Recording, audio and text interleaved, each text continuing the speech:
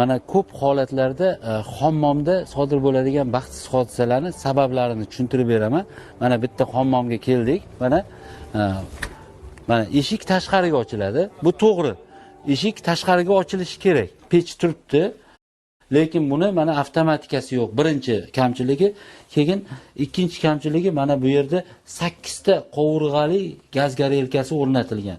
8 ta qovurg'ali gaz garelkasi bu demak, o'sha soatiga 2 kuba gaz oladigan bo'lsa, 20 kuba havo kirib kelishi kerak buni yonishi uchun. Lekin eshigimizni agar atrof-muhitni qarasak, mana shamollatish kanali ham yo'q. Bu yana bitta kamchilik. Undan tashqari havo kirib keladigan eshikni tagida tirqish yo'q. Bu demak, yongan gaz mahsuloti chala yonadi. Chala yongan gaz albatta dimoxod dudburon orqali tashqariga chiqib ketish kerak, lekin dudburonni diametri kichkina bo'lganligi uchun u chiqib keta olmaydi va bu xonadagi mana shu yuvinayotgan fuqaroni vafot etishiga sabab bo'lib qoladi. Xonada avtomatika bo'ladigan bo'lsa, o'sha ham tejamkorlik bo'ladi. Undan tashqari gaz o'chib yonganda qaytib yonib qolib, gazni hidi chiqib yotmaydi. Gaz o'zi avtomat o'chib qoladi. Eshikning tagida tirqish yo'q. Umuman havo kirib, buni atrofi mana rezinka hammasi. Bu germetik yopilgandan keyin ichkariga havo kirib kelmaydi.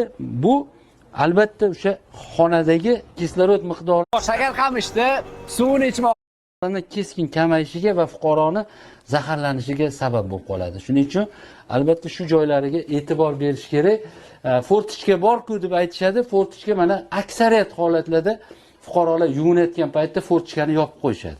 Bu bizga foydasi yo'q fortichkani. Bizga albatta tashqaridan havo kirib kelish uchun eshikning tagida tirqish bo'lishi kerak. Gaz garelkamizni quvvati dudburonni quvvatiga mos bo'lishi kerak, avtomatika bo'lishi kerak.